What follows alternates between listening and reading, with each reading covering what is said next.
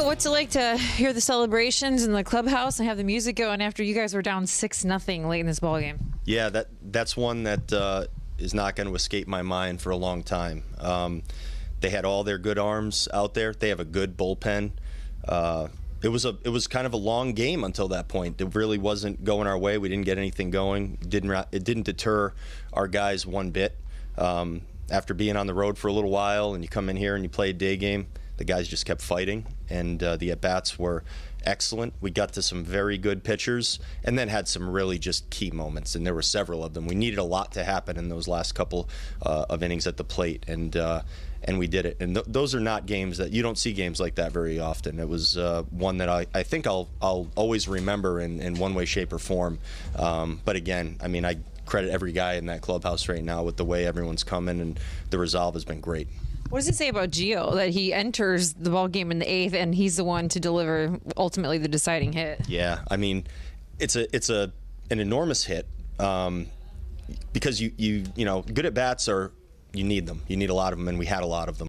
But someone has to get up there in that moment and actually get it done, and it's not that easy to do.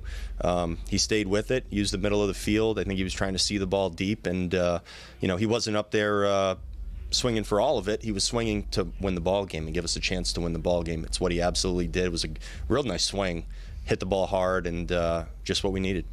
The Twins haven't gotten a sweep here in over 10 years. To walk away with taking all three, especially knowing you're going to see this team again next weekend, how important is it to take advantage and get these wins while you can? Yeah, I mean, right now we'll take any win anyway, but that one was pretty special with just the way that it came together, the number of contributors, the number of guys that were doing things that we really haven't asked them to do a ton of. Obviously Carlos and Buck start the game, on the bench and not out there, and that's going to happen at times. But it makes it's more difficult to go out there and win a ball game when those guys aren't out there. But again, we needed a lot of guys, and again, I could pick a big spot for every one of them. It was a fun game. I mean, when that happens, and sometimes it's years between seeing something like that. It's pretty great.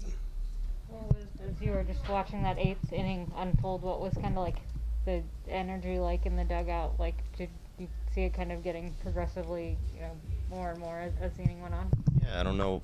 An uphill snowball getting more and more snow on it in an alternate universe, because that's not normal. But the game just, it was there a little bit, and then we felt it a little more, and someone would get on, and then we get a couple hits, and then we were fully awake and loud and getting on it. And when you do feel that, I think you actually give yourself a little bit of an upper hand.